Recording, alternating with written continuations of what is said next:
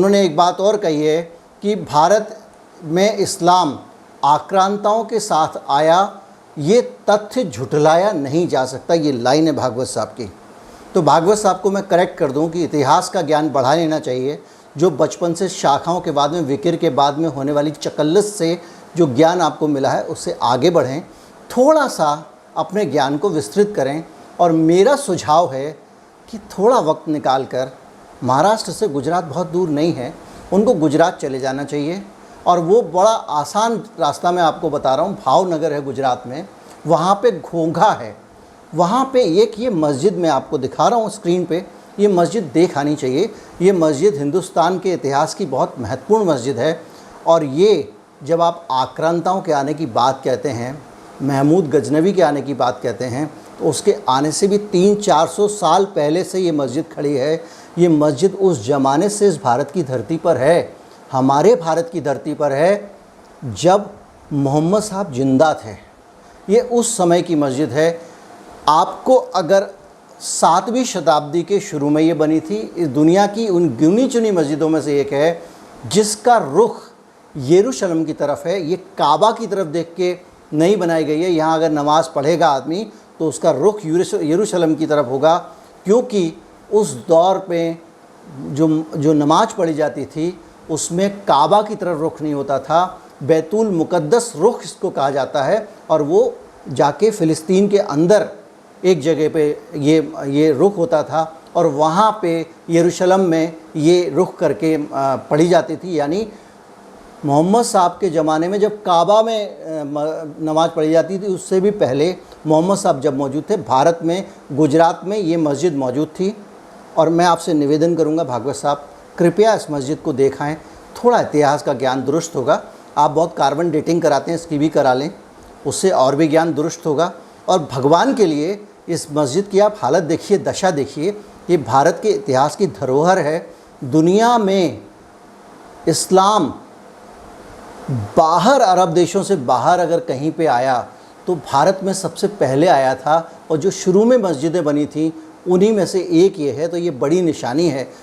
मैं आपको गुजरात में ही नहीं रोकूंगा क्योंकि वीडियो लंबा हो जाएगा, मैं और आगे लेके चलता हूँ। चलिए भागवत साहब, केरल चलते हैं।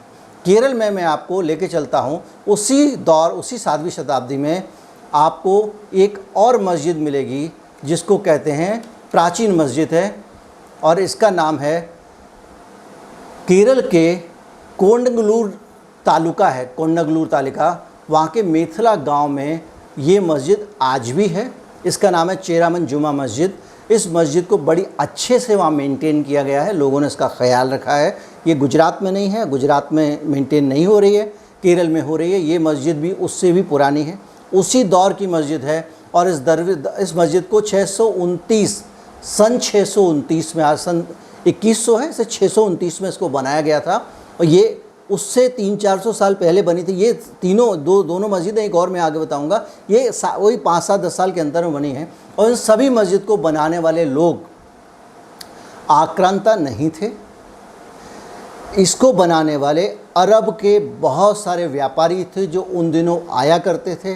वो गुजरात में आए, गुजरात में उनके साथ में बहुत सारे लोग आए, उन्होंने धर्म का प्रचार किया, मस्जिदें बनी। वो केरल में आए, वहाँ पे मस्जिद बनी। केरल में तो वहाँ के एक राजा को लेकर बहुत सारी किंवदंतियाँ हैं जिनका मैं जिक्र करना नहीं चाहूँगा, क्योंकि किंवदंतियाँ इतिहास नहीं होती हैं, वो आपके पास में किंवदंतियाँ हैं, उनको आप इतिहास बनाइए। मुरब्बा डालिए, मुरब्बा मुग़लों के साथ आया था, वैसे भाई बता दूँ। अचार डालिए, अचार भी मुग़लों के साथ आया था। पजामे में गठान बांध लीजिए बोलूँगा तो वो भी नहीं बोल सकता, क्योंकि वो वहीं से आया था। ये देश सांस्कृतिक समृद्धि से बढ़ा हुआ देश है, और उसमें पूरी दुनिया की जो श्रेष्ठ जितनी भी संस्कृतियां हैं उनका निचोड़ यहाँ पे है। डेफिनेटली हिंदू संस्कृति बहुत विराट है। डेफिनेटली हमारा साइंस का इतिहास निश्चित ही बहुत पुराना है, बेहतरीन है, शानदार है। हमारे यहाँ एक से एक अच्छे वैज्ञानिक हुए हैं, सुश्रुत हुए हैं, चरक हुए हैं। पूरी तरह से पूरी दुनिया में हम लीडर थे। लेकिन अब हमारे यहाँ उस पद्धति से इसलिए सर्जरी नहीं होती क्योंकि हम लोगों की पूरी ऊर्जा प्रतिक्रिया में खर्च हो रही है, उनके साथ उसके काम को आगे बढ़ाने में खर्च नहीं हो रही है। ये मस्जिद जो है उस वक़्त इसलिए भी इम्पॉर्टेंट है कि उस वक़्त वहाँ से धर्म प्रचारक आते थे और प्रचार करते थे। और जब मस्जिद बनती है कहीं पे, बड़ी मस्जिद बनती है जिसमें 25-50 लोग 100 लोग नमाज़ पढ़ सकें, तो ऐसे ही नहीं बनती है। जहाँ पे आबादी होती है वहाँ पे मस्जिद बनती है। अगर केरल की परिक्रमा में आप बोर हो गए हो, वामपंथी इलाका है, तो आपको थोड़ा और दूर ले चलते हैं, आप हमारे साथ तमिलनाडु चलिए। तमिलनाडु में भी जो है आप जाएंगे तो वहाँ पे भागवत जी, आपको बहुत खुशी होगी कि पलैया जुम्मा पली जो है, ये है जुम्मा मस्जिद, 628 ईस्वी में बनाई गई। और इसमें जो है अरब व्यापारियों को समुद्री मार्ग से जो आते थे उन्होंने ही इसे बनाया। और ये वही दौर है मोहम्मद साहब के आसपास का दौर। मतलब आप सोचिए कि इस्लाम यहाँ पे कितनी पुरानी परंपरा रखता है।